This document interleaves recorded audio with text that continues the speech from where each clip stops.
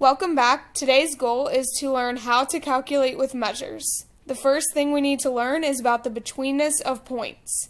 In geometry, the word between has a specific definition. For example, point M is between points P and Q if and only if, first off, P, Q, and M are collinear, and second, if PM plus MQ equals PQ.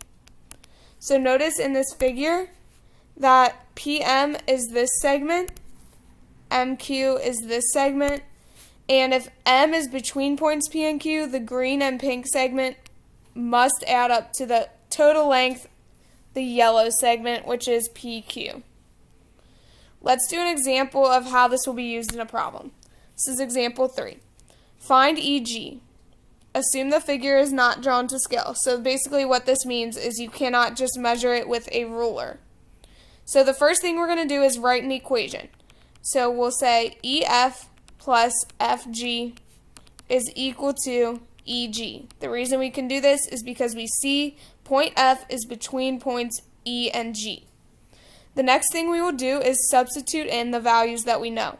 We know the length of segment EF is 2 3/4 inches. The same goes for segment FG. Its length is also 2 3/4 of an inch. And EG is what we're trying to find, so we'll just leave it as EG. Now all we have to do is simplify. So combine your like terms on the left side. We get 2 plus 2, that's 4.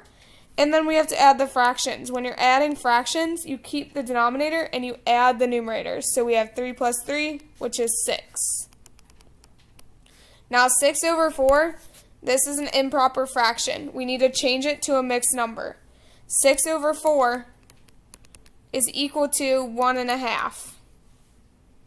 So if we have 4 and 6 over 4, it means we have 4 plus another 1.5. 4 plus 1.5 makes 5.5. You could also do this on your calculator. I just wanted to show you how you would do it in your head. The last thing you need to add before you circle your answer is units. So EG must be equal to 5.5, and check your units here. Make sure both of these have the same units first off. If they don't, you need to convert one. You can only add or subtract things that have the same units. Pause the video and try the practice problem below. Here's the answer. Let's try another. This says find AB. So the first thing we'll do is start with the same statement we did before. AB plus BC equals AC. Next, substitute in your values. AB is unknown, BC is 5.8, and AC is 13.2. In order to solve this equation for AB, you must subtract 5.8 on both sides. When you subtract 13.2 minus 5.8, you get 7.4. And the last step is to add your units.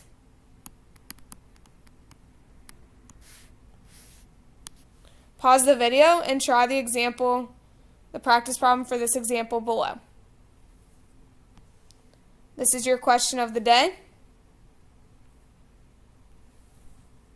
Let's try another. So let's say this time they don't give you a picture. You must draw your own diagram or figure here. So the important thing that you read is that it says find the value of A and XY if Y is between X and Z.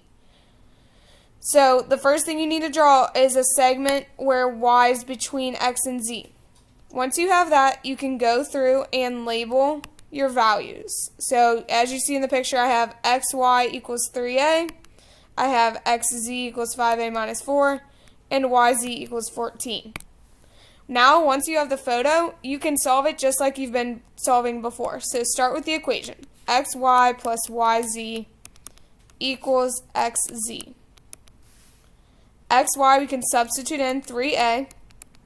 YZ you can substitute in 14.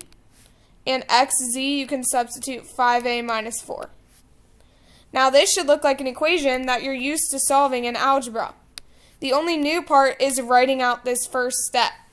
So after you write out the first step, and once you substitute it in, then it's just algebra from there.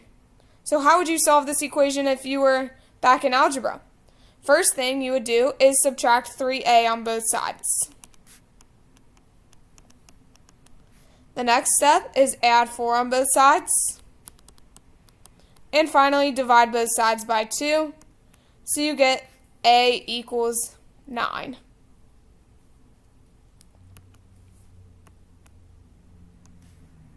However, that doesn't fully answer our question because the question asked you to find the value of a and xy. We know that xy is equal to 3a, so that means 3 times a. So we can go ahead and substitute in. We know the value of a is 9, so we get xy equals 27. In this case, we don't have any units, so you could write the word units on the end if you'd like.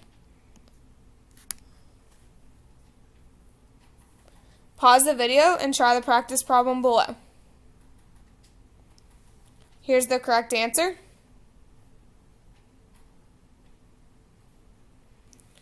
Next, let's talk about congruent segments. This is another vocab word. So congruent segments are segments that have the same measure. The symbol here is an equal sign with a little squiggle over the top. This means congruent. Another way that you can identify congruent segments is by seeing a little dash on the same looking dash on each segment. That means they're congruent. Notice segment AB is congruent to segment EF because they're both a length of 2.3 centimeters. So how we can write it is segment AB is congruent to segment EF. And we know that because the length of AB is equal to the length of EF. Remember, when you don't have a segment symbol over the top, it means that you're talking about the length of that segment. So be careful. Lengths are equal, whereas segments are congruent. So if you're talking about segments with a line over it, you must use the congruent symbol. If you're talking about the lengths without a line, you must use the equal symbol. Let's do a practice problem. Name the congruent segments in the sign shown. So one thing I didn't mention is if they have the same number of dashes, that means that they are congruent. So in this case, I see segment BC and GF both have 3 dashes on them. So I can write segment BC is congruent to segment GF. Another pair I find is AB and AG. So I can say segment AB is congruent to segment AG. Finally, I see segment CD and segment FE each have 2 dashes on them. So I know that means that they're marked as congruent. So I can write segment CD is congruent to segment FE.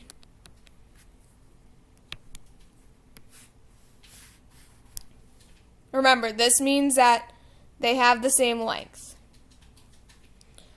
Alright, answer the reflection question, please.